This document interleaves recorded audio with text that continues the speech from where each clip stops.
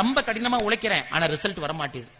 சாமி அவன் தப்பு பண்றான், அவன் நல்லா இருக்கான், நான் நேர்மையா இருக்கேன் ஆனா எனக்கு எதுவுமே நடக்க மாட்டேது. சாமி நேத்து வந்தவன் அரசியல்ல போஸ்டிங் வாங்கிட்டு போயிட்டான், இன்னைக்கு இருக்கேன் ஒண்ணு கிடைக்க மாட்டேது.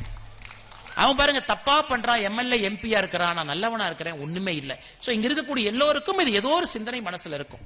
எதையும் ஒட்டாம கொண்டு வரும் பொழுது வாழ்க்கையினுடைய வெற்றி அங்கே ஆரம்பிக்கிறது. இதுதான் திலக் அவர்கள் கீதையின் ரகசியத்துல சொல்றாங்க.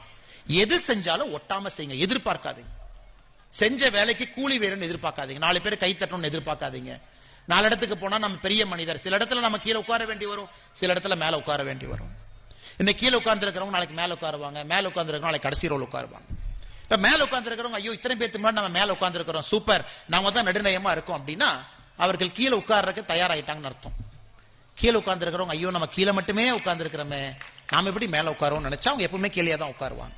சோ கீழே அமர்ந்திருந்தாலும் கூட இன்னைக்கு இந்த பொறுப்பு நான் இங்கே அமர்ந்திருக்கின்றேன், எங்க இருக்கிறேன்னு முக்கியம் இல்லை, என் வேலை இன்னைக்கு என்ன அதை நான் செய்யணும்.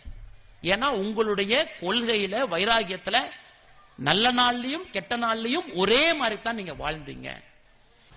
ஒரு கொள்கை, ஒற்றை கொள்கையோடு வாழ்க்கை வாழுங்க, ஆண்டவன் நிச்சயமாக உதவி செய்வான். சாமி நான் வந்துட்டேன், சரண்டர் ஆயிட்டேன், காலை பார்த்துட்டேன், போயிட்டே இருக்கிறேன், எனக்கு என்ன கொடுக்கணும்னு உனக்கு தெரியும், நான் என்னை தகுதிப்படுத்திக்கிறேன் சாமி, என் தகுதியை நான் வளர்த்துக்கிட்டே இருக்கேன், என் தகுதியை வளர்த்துவது மட்டும்தான் என் கடமை, கொடுப்பது உன்னுடைய கடமை, நீ பாத்துக்க சாமி.